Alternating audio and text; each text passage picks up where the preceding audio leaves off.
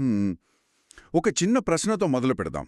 ఒక గొప్ప ఒలింపిక్ క్రీడాకారుడు వేసుకునే అత్యంత ఖరీదైన ఒక ప్రత్యేకమైన బూట్లు కొని మనం వేసుకుంటే ఆ వెంటనే మనం కూడా వాళ్ళలాగే గాలిలో తేలుతూ పరిగెత్తగలమా? అంటే అది వినడానికే చాలా హాస్యంగా అనిపిస్తుంది కదా. బూట్లు మార్చినంత మాత్రాన పరుగు రాదు. కరెక్ట్. కొంచెం విడ్డూరంగా అనిపిస్తుంది. కానీ అసలు నిజమేమిటంటే ప్రతిరోజూ మన జీవితాల్లో మనం చేస్తున్న అతిపెద్ద పొరపాటు సరిగ్గా ఇదే. దీన్ని కొంచెం వివరంగా చూద్దాం.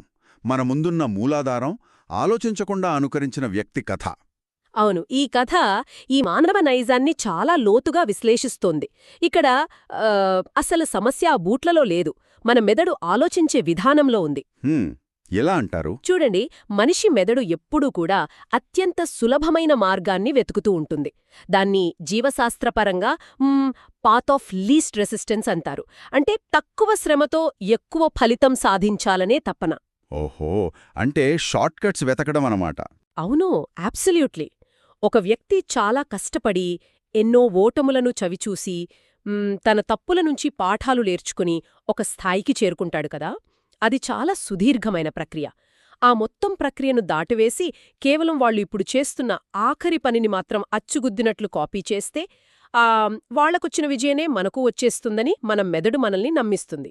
కానీ ఇక్కడ నాకొక ప్రాథమికమైన సందేహం వస్తుంది. అంటే మనం పుట్టినప్పటి నుంచి నేర్చుకునే విధానం చూసుకుంటే చిన్నపిల్లలు పెద్దవాళ్ళని చూసి కదా నేర్చుకుంటారు. వాళ్ళు నడిచే తీరును, మాట్లాడే మాటలను అనుకరించడం ద్వారానే కదా అన్నీ వస్తాయి. కరెక్ట్, వస్తాయి. మరి అలాంటప్పుడు అసలు మానవ పరిణామక్రమం, ఈ ఎవల్యూషన్ మొత్తం ఈ అనుకరణ అనే పునాది మీద ఆధారపడింది కదా. మరి ఒకరిని చూసి కాపీ చేయడం అనేది ఎలా తప్పవుతుంది? ఇది చాలా అద్భుతమైన ప్రశ్న. పిన్నలు నడవడం లేదా మాట్లాడటం నేర్చుకోవడం అనేది మన మనుగడకు సంబంధించిన ప్రాథమిక నైపుణ్యాలు. వాటిని అనుకరించడం ద్వారా నేర్చుకోవడం చాలా సహజం. కానీ ఒక వ్యక్తి సాధించిన అసాధారణ విజయం లేదా జ్ఞానం అనేది కేవలం ఒక శారీరక చర్య కాదు, అది ఒక సంక్లిష్టమైన అంతర్గత వ్యవస్థ. దీన్ని వివరించడానికి మన చరిత్రలో జరిగిన ఒక విచిత్రమైన ఉదంతాన్ని గుర్తు చేసుకోవాలి. ఏంటది? రెండవ ప్రపంచ యుద్ధకాలంలో పసిఫిక్ దీవుల్లోని కొంతమంది గిరిజనులు ఒక వింత పని చేశారు. అమెరికన్ సైనికులు ఆ దీవుల్లో స్థావరాలేర్పాటు చేసుకుని ఓహో, ఆ కార్గో కల్ట్ గురించా? ఎగ్జాక్ట్లీ అదే. అమెరికన్ సైనికులు రేడియోల్లో మాట్లాడుతూ ఉంటే ఆకాశం నుంచి విమానాల్లో ఆహారం, వస్తువులు రావటం ఆ గిరిజనులు గమనించారు. అవునవును. ఆ తర్వాత యుద్ధం ముగిశాక సైనికులు వెళ్ళిపోయారు. అప్పుడు ఆ గిరిజనులు చెక్కలతో విమానాల ఆకృతుల్ని తయారుచేసి సైనికులు పెట్టుకున్నట్లే కొబ్బరి చిప్పలతో లెడ్ ఫోన్స్ లాగా పెట్టుకుని ఆకాశం వంక చూస్తూ కూర్చున్నారు కదా. విమానాలు వస్తాయని తెలియవు పాపం. కేవలం పైకి కనిపించే చర్యను కాపీ చేస్తే ఆకాశం నుంచి వస్తువులు రాలిపోతాయని నమ్మారు. అవును, మనం విజయవంతమైన వ్యక్తులను కాపీ చేస్తున్నప్పుడు కూడా సరిగ్గా ఇదే చేస్తున్నాం కదా. ఒక వ్యవస్థ వెనుకున్న అసలు కారణాన్ని వదిలేసి కేవలం పైకి కనిపించే పైపొరను మాత్రమే మనం అనుకరిస్తున్నాం. ఈరోజు మనం చర్చించబోయే కథలో మన గోపాల కూడా సరిగ్గా ఇదే కార్గో కల్ట్ మైండ్ సెట్తో ఆలోచించాడు. గోపాల? అవును, ఈ కథలో ప్రధాన పాత్ర అతనే. గోపాల ఒక నది ఒడ్డున ఉన్న ప్రశాంతమైన గ్రామంలో నివసించే ఒక సాధారణ రైతు. అతను బద్ధకస్తుడేమీ కాదు, రోజంతా పొలంలో చాలా కష్టపడి పనిచేసేవాడు. ప్రాణి అతన్లో ఒక విచిత్రమైన లక్షణం ఉండేది. ఎప్పుడూ ఇతరులను చాలా నిశితంగా గమనిస్తూ ఉండేవాడు. ఎవరైనా ఏదైనా పనిలో విజయం సాధించినా, లాభం పొందినా వాళ్ళు ఏం చేస్తున్నారో చూసి అచ్చం అలాగే తనూ చేయాలనుకునే మనస్తత్వం.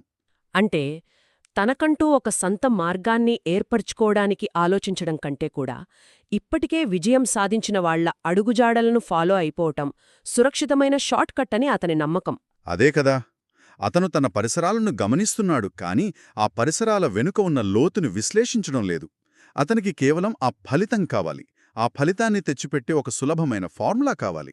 అవును, మనలో చాలామందిలాగే అతను కూడా విజయమనేది కంటికి కనిపించే ఒక సింపుల్ ట్రిక్ మాత్రమే అని నమ్ముతున్నాడు.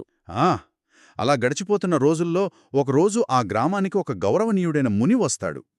ఆయన రాకతోనే ఆ గ్రామంలో ఒక రకమైన ప్రశాంత వాతావరణం నెలకొంటుంది. గ్రామస్తులంతా ఆయన ఏం చేస్తున్నారా అని చాలా ఆసక్తిగా చూస్తుంటారు. ఆ ముని ఏం చేశాడు? ఆయన ఉదయాన్నే నది ఒడ్డుకు వెళ్ళి పద్మాసనం వేసుకుని కళ్ళు మూసుకుని ఎలాంటి చలనం లేకుండా గంటల తరబడి ఒకే భంగిమలో కూర్చుండిపోతాడు. ఆ ఇక్కడ గ్రామస్తుల ప్రతిచర్యను మనం గమనించాలి. ఆ ముని మౌనంగా కూర్చున్నాడు అనగానే వాళ్ళందరూ దాని చుట్టూ ఒక కథ అల్లడం మొదలుపెట్టారు కదా. అవునవును, వాళ్ళు వెంటనే గుసగుసలాడుకోవడం మొదలుపెట్టారు. చూడండి, ఆయన అలా గంటల తరబడి కదలకుండా కూర్చున్నారు కనుకే ఆయనకంతటి గొప్ప జ్ఞానం, అద్భుత శక్తులు వచ్చాయి అని ఒక నిర్ధారణకొచ్చేశారు. హ్మ్. ఆ సమయంలో గోపాలయ్యం ఆలోచించాడు. అక్కడే ఉన్న గోపాల బుర్రలో కూడా వెంటనే ఒక ఆలోచన మెరిసింది. ఓహో, జ్ఞానం సంపాదించడానికి ఇంతకు మించిన సులభమైన మార్గం లేదనమాట. రోజంతా పొలంలో కష్టపడే బదులు ఇలా నది ఒడ్డున కళ్ళు మూసుకుని కూర్చుంటే నాకు కూడా ఈయనలాగే బోల్డంత గౌరవం, జ్ఞానం వచ్చేస్తాయి కదా అని అతను లెక్కలు వేసుకున్నాడు. ఇక్కడే ఆ మారమ మస్తిష్కం చేసే అతిపెద్ద పొరపాటు బయటపడుతుంది. ఎవరైనా ఒక గొప్ప స్థితిలో ఉన్నప్పుడు వాళ్ళు ఆ స్థితికి చేరుకోవడానికి పడిన అంతర్గత ఘర్షణను, ఆ మానసిక పరిపక్వతను మనం అస్సలు చూడలేము. నిజమే. ఆ ముని అలా కూర్చోవటం వెనుక ఎన్నో ఏళ్ల మనోనిగ్రహముంది. ప్రాపంచిక విషయాలపై ఆసక్తి కోల్పోవడం, తనను తాను తెలుసుకోవాలనే ఒక తీవ్రమైన తపన ఉన్నాయి. అవన్నీ కంటికి కనిపించిన విషయాలు. అవును. కాని గోపాలకు కంటికి కనిపించిన ఏకైక విషయం కాళ్లు మడిచి కళ్ళు మూసుకొని కూర్చోటం. అది భౌతికంగా చాలా సులువైన పనిలాగా అనిపించిందతనికి. ఇది ఎలా ఉందంటే, మనం కూడా ఇలాగే కదా చేస్తాం. ఎవరైనా ఒక గొప్ప క్రీడాకారుణ్ణి చూసినప్పుడు వాళ్ల కష్టం చూడకుండా వాళ్ళు వాడే బ్రాండ్ చూసుకుంటే మనము అలా పరిగెత్తగలమని అనుకుంటాం. ఇంకో ఉదాహరణ చెప్పాలంటే, కారులో డ్రైవర్ స్టీరింగ్ తిప్పడం మాత్రమే చూసి కింద యాక్సిలరేటర్ బ్రేక్ ఉంటాయని గ్రహించకుండా నేను ఈ చక్రం తిప్పేస్తాను అనుకోవడం లాంటిది. అద్భుతమైన పోలిక. స్టీరింగ్ తిప్పినంత మాత్రాన కారు కదలదు కదా, కింద ఇంజిన్ను కంట్రోల్ చేసే పెడల్స్ నొక్కాలి.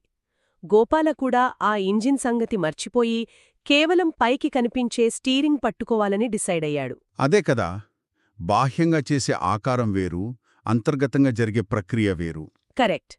గోపాల ఆ ముని ఆకారాన్ని, ఆ ఫోజును మాత్రమే తన శరీరానికి ఆపాదించుకోవాలనుకున్నాడు. ఇక ఏమాత్రం ఆలస్యం చేయకుండా మరుసటి రోజు ఉదయాన్నే గోపాల నది దగ్గరికి వెళ్ళాడు.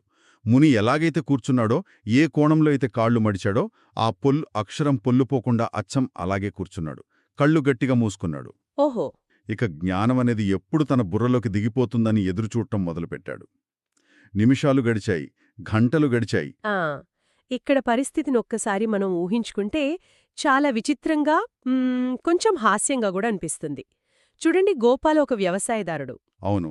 అతని శరీరము ఎప్పుడూ కదులుతూ ఉండటానికి, బరువైన పనులు చేయడానికి అలవాటు పడింది. అలాంటి వ్యక్తి ఒక్కసారిగా గంటల తరబడి కదలకుండా కూర్చుంటే అతని శరీరంలో ఎన్నో మార్పులు జరుగుతాయి కదా. పాపం, ఆ గోపాల పరిస్థితి వర్ణనాతీతం. కాళ్లు తిమ్మిర్లెక్కుతున్నాయి, నడుము నొప్పి ప్రాణం తీస్తోంది, చుట్టూ ఉన్న దోమలు కొడుతున్నాయి. నిజమే. వీటన్నిటికీ మించి అతని మెదడు విశ్రాంతి లేకుండా పరిగెడుతోంది. కళ్ళు మూసుకుని ఉన్నాడే కాని పొలంలో కలుపు తీయటం ఆగిపోయిందే, ఇంట్లో వాళ్లు నాకోసం వెతుకుతుంటారే, కడుపులో ఆకలి మండిపోతోందే, అసలు ఈ జ్ఞానం ఎప్పుడొస్తోందో ఏంటో అని వందల రకాల ఆలోచనలు. సహనం నశించిపోతోందతనికి. పూర్తిగా నశించిపోతోంది. కాని అతను మొండివాడు. ముని చేసినట్టే నేను చేస్తున్నాను కదా, నాకు ఖచ్చితంగా ఆ జ్ఞానం వచ్చి తీరాలి అని తనను తాను బలవంతం చేసుకుంటూ పళ్ళు కొరుకుతూ అలాగే కూర్చుండిపోయాడు. కేవలం కాపీ చేస్తున్నప్పుడు అది ఒక తీవ్రమైన ఘర్షణకు దారితీస్తుంది. ఎలాగంటారు? అంటే ఆ పని పట్ల మనకు ప్రేమ ఉండదు, కేవలం అది ఇచ్చే ఫలితం మీద వ్యామోహం మాత్రమే ఉంటుంది. గోపాల చేస్తున్న ఈ ధ్యానం వెనుక ఎలాంటి ఆధ్యాత్మిక ఆసక్తి లేదు. అతని లక్ష్యం కేవలం మునికి దక్కుతున్న గౌరవం, ఆ స్టేటస్ మాత్రమే. అవును కదా. తన స్వభావాన్ని పక్కనపెట్టి వేరొకరి స్వభావాన్ని అరువు తెచ్చుకున్నప్పుడు మనిషి శారీరకంగా, మానసికంగా ఎంతగా నలిగిపోతాడో గోపాల పరిస్థితి అద్దం పడుతోంది. దీని మనం విస్తృత కోణంలో చూస్తే పనులు కాపీ చేయడం ఎంత సులువో దానివల్ల వచ్చే నిరాశ అంత తీవ్రంగా ఉంటుంది. ఈ వ్యామోహం ఎంత భయంకరమైనదంటే, రోజులు గడిచే కొద్దీ గోపాల తన అసలు జీవితాన్ని పూర్తిగా నాశనం చేసుకున్నాడు. తన రోజువారీ పనులు మానేశాడు, తనకెంతో ఇష్టమైన పొలాన్ని గాలికొదిలేశాడు. చాలా బాధాకరం. ఒకప్పుడు 10 మందితో సరదాగా ఉండేవాడు, ఇప్పుడు ఎవరితోనూ మాట్లాడకుండా కేవలం నది ఒడ్డున కూర్చోవడానికే తన సమయాన్ని కేటాయించాడు. అతని జీవితంలో సంతోషం లేదు, ప్రశాంతత లేదు. కేవలం ఒక రోబోట్లాగా అనుకరణ మాత్రమే మిగిలింది. ఎన్ని వారాలు అలా గడిచినా అతనిలో ఎలాంటి మార్పు రాలేదు. ఒక తప్పుడు అంచనాతో మొదలుపెట్టిన ప్రయాణంలో మనిషి తన వైఫల్యాన్ని అంగీకరించడానికి ఇష్టపడడు.